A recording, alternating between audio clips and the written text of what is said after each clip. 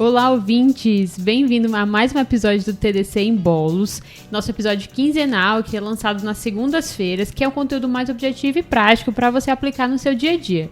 Meu nome é Joane Alves e hoje a gente tem um convidado especial. Ele vai se apresentar agora. Fala, galera do TDC, beleza? Bernardo Siqueira vindo hoje na modalidade podcast, não mais vídeos, não mais posts no Instagram. Muito honrado em participar aqui pela primeira vez. E para quem não me conhece ainda, eu sou de Natal, sou formado na Universidade Federal do Rio Grande do Norte, saudosa UFRN.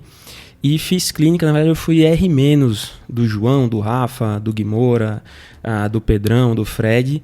Foram meus preceptores, inclusive, lá na Clínica Médica da Paulista. E atualmente eu sou R4 da Cardiologia lá no INCOR do HC. Rapaz, nosso time só cresce, viu? Time de estrelas mesmo. Hoje a gente vai trazer um exame que é muito utilizado no dia a dia. Pois é, Joane, BNP. O exame que na verdade nem é tão recente assim, viu? Olhando as diretrizes, olhando os principais trabalhos, é ali começo dos anos 2000, mas é bem comum ver a galera usando esse exame às vezes de maneira meio indiscriminada, ou tendo dúvida em coisas como pontos de corte, e eu acho que o foco hoje vai ser justamente isso, né? Dar segurança para a galera que está escutando o episódio, de pedir BNP na hora certa, interpretar na hora certa, entender os principais pitfalls, as cascas de banana ali ao longo do dia, seja no pronto-socorro, seja no ambulatório. Então vamos falar, né, para os nossos ouvintes agora, especificamente no qual é o nosso foco, até porque é bem amplo, como a gente já falou, então a gente vai focar em pontos específicos, tá? Acho que a ideia do BNP, ou pelo menos olhando o que as diretrizes da American Heart falam ali, BNP para diagnóstico, BNP para prognóstico e uma coisa que é bem nebulosa, BNP para screening. Então, né, para começar, acho que valeria a pena a gente tentar entender o que é o BNP. O BNP, ele é um neurohormônio que ele é secretado pelos ventrículos em resposta à expansão de volume e sobrecarga de pressão. Ele é liberado como pró-hormônio, como pró-BNP. E esse pró-BNP ele é clivado em BNP e NT-pró-BNP. Então, essa é a diferença. Existem essas duas modalidades, essas duas formas de a gente aferir o BNP, mas elas não são equivalentes. Boa, Joane, é isso aí. A questão é a seguinte, faz parte da definição de insuficiência cardíaca entender que ela é uma síndrome, né? Então, sempre a gente falar aqui no episódio sobre insuficiência cardíaca, a gente está falando sobre síndrome, né? A ideia da ICE é um coração que não consegue alimentar o que o corpo demanda de sangue, né? De débito cardíaco, ou faz isso com base em aumento das pressões de enchimento do coração. E é justamente esse aumento das pressões de enchimento dos ventrículos que acaba liberando BNP, peptídeo natriurético atrial.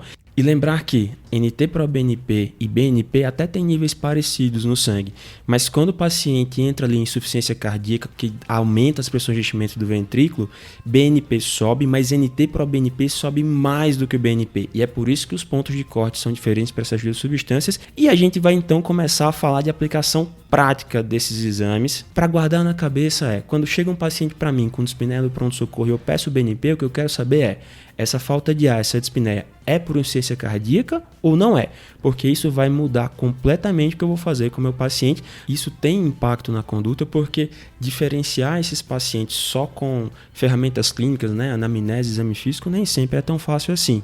Então, Bernardo, quais são os pontos de corte que a gente deve utilizar? Beleza, então vamos lá. Então, lembrando que NT-proBNP sobe um pouco mais que o BNP, a gente tem valores com bom valor preditivo negativo e bom valor preditivo positivo. Então, o NT-proBNP menor que 300 parece ser equivalente ali a um BNP menor do que 100 para excluir insuficiência cardíaca como causa da dispneia naquele paciente que chegou para você no pronto-socorro. Boa. E um NT-proBNP maior do que 900 e um BNP maior do que 400 parece também ter um bom valor preditivo positivo para achar que aquela dispneia do seu paciente é causada por um IC descompensada. E lembrando, galera, que não existe um fator de conversão. Não existe BNP vezes 1, não sei o que para dar o valor equivalente do NT para o BNP. Esses valores de NT, esses valores de corte de NT para o BNP e de BNP saíram de estudos completamente diferentes e tem muito pouco trabalho comparando eficácia, pontos de corte, por aí vai, de BNP versus NT-proBNP. Foca mais no valor preditivo negativo, na capacidade do NT-proBNP abaixo de 300 e do BNP abaixo de 100 de excluir IC como a causa da dispneia, do que no valor de eles confirmarem. Porque nem só a insuficiência cardíaca aumenta BNP, né não, Joane? Realmente tem outras condições que vão estar associadas com o aumento do BNP, como TEP, que o BNP entra como marcador de prognóstico, assim como hipertensão pulmonar é uma outra forma de a gente utilizar na prática clínica. A DRC é outra condição que vai estar elevado porque você tem uma redução da excreção do BNP pela redução da taxa de filtração glomerular. A própria sepse vai levar a uma insuficiência miocárdica que vai fazer com que haja um aumento dos valores do BNP e NT para o BNP. Então a gente tem que estar preocupado e atento a essas outras condições, pela prevalência delas. Pois é, Joane, e lembrando também que tem outras coisas que mudam ali o nível do BNP de paciente para paciente. Por exemplo, mulheres parecem ter um nível basal maior do que os homens. O valor basal também aumenta com a idade. Pacientes obesos têm níveis mais baixos de BNP. Então tem muita coisa aí para interpretar o valor do BNP do seu paciente, tá? Mas beleza, o paciente chegou com dispneia no pronto-socorro. Você pediu o BNP, esse BNP veio bem alto, ele tinha algumas coisas para IC no exame físico, você começou a tratar como IC e o paciente está melhorando com a diurético terapia que você prescreveu. Mas será que eu preciso ficar pedindo BNP dia após dia durante a internação? A verdade é que a gente não sabe, mas provavelmente não. O BNP que você dosou na entrada até tem um valor prognóstico, e prognóstico de verdade. Ele ajuda a prever mortalidade durante essa internação, dentre outros desfechos cardiovasculares. E o BNP que você pede antes do paciente ir de alta também tem valor prognóstico. Ele parece prever o risco do paciente morrer nos próximos 6 meses ou até precisar reinternar por uma IC descompensada novamente. Mas se isso é custo efetivo e se isso vai trazer algum benefício real para o paciente ou não, a gente ainda não sabe. Então, se tem recomendação para ficar seguindo com BNP durante a internação, a resposta é não. Boa. Você tem um ponto de que o BNP não é um exame facilmente acessível, né? E ele ainda é caro. Então, é legal trazer essa ressalva para a gente saber fazer um bom uso do nosso recurso. Pois é, e para falar em caro, tem um parecer da Conitec em 2018 do Ministério da Saúde que deixou ali o valor médio do BNP para o SUS como cada exame custando ali R$50. Não é bem barato, né? Se você pensar que, sei lá, tem ali 2, 3 pacientes internados por IC descompensada no seu pronto-socorro e vão ficar 30 dias, sei lá quanto que você vai gastar só dosando BNP. Pensando no que sai do hospital e vai para o ambulatório, tem uma curiosidade, numa das possibilidades de tratamento. Opa, tem sim. Medicamento que agora a American Heart definiu como primeira escolha nos pacientes com IC de fração de ejeção reduzida, né? Não precisa mais começar um monte de remédio para prescrever sacubitril valsartana, mas a questão é, a sacubitril com valsartana tem um inibidor de neprisilina na composição. A neprisilina degrada o BNP. Então, todo usuário de sacubitril com valsartana, pelo sacubitril, vai ter um aumento do BNP. O que não acontece com o NT-proBNP. Essa aqui é uma boa clinicagem, hein? Boa, hein? Boa. Chegou com o seu paciente que usa ali sacubitril com valsartana no pronto-socorro com dispneia, não vai dar para dosar BNP para ver se esse cara está com IC descompensada ou se a dispneia dele é por outra causa. Mas o NT-proBNP ainda dá para usar. Boa. E quando tem um paciente, Bernardo, que chega no pronto-socorro com ascite e ele tem fatores de risco para TIC e tem fatores de risco também para ter uma cirrose, como que a gente faz para conseguir fazer essa diferenciação? Rapaz, essa daqui, Dr. Álvaro Delgado, R4 lá da Gastro do HC aqui da USP, mandou aos 45 do segundo tempo um trabalho que é 100% brazuca.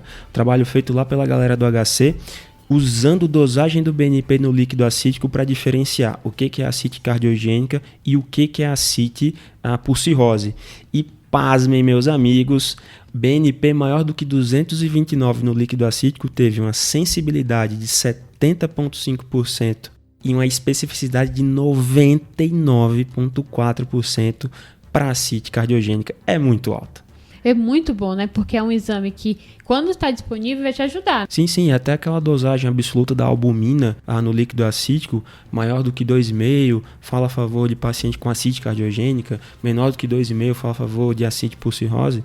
Isso aí também não é 100%. E nem de longe tem uma especificidade de 99,4%, com a likelihood ratio positiva de 121. Que isso? Isso é muito bom. É muito alto. Bom, pensando agora em BNP com valor de screening. Em 2017, a American Heart lançou um update das diretrizes que eles publicaram de insuficiência cardíaca em 2013 e a primeira sessão desse update de 2017 é justamente sobre biomarcadores. BNP, NT-proBNP, troponina. E o que os caras deixaram? Deixaram a recomendação 2A para uso do BNP como screening em pacientes sob risco de desenvolver IC. Cara, isso é muito complicado. Eles mesmos admitem que não tem estudo suficiente para a gente entender o risco de usar o BNP como screening para IC, de entender a custo-efetividade disso, o impacto em mortalidade, morbidade, internações que isso tem. E 2A não é uma recomendação assim, usa quem quer, faz quem quer. Não, 2A é uma recomendação, você deve fazer. Eu acho que eles pegaram pesado. Tipo, avalie cada caso, veja o contexto que você tá, acessibilidade e por aí vai. Porque não dá, 2A para screening com BNP é muito, hein? É muito. Acho que é uma boa reflexão. Óbvio que a gente tem que usar as diretrizes, os guidelines para nos ajudar na nossa prática clínica. A avaliação crítica de um estudo e dessas todas as evidências são importantes para a nossa prática clínica do dia a dia, né? Uhum. Vamos pro salve? Vamos pro salve agora, Bernardo? Vamos pro salve. Você, como tá estreando no podcast, então você tem direito àquele salve super especial, né? Pois é, estou sendo cobrado durante a gravação deste podcast. Um salve para a doutora Raquel Moraes, uma das melhores dermatologistas do universo, que não por acaso é minha esposa. Claro, tá certíssimo. Mandar um salve também para o Matheus Prata, foi nosso colega lá na Clínica Médica na Escola Paulista e que agora faz cardiologia no Dante Pazanese. Inclusive montou um projeto super legal, o 12x8, com mais um monte de colega da cardiologia lá do Dante.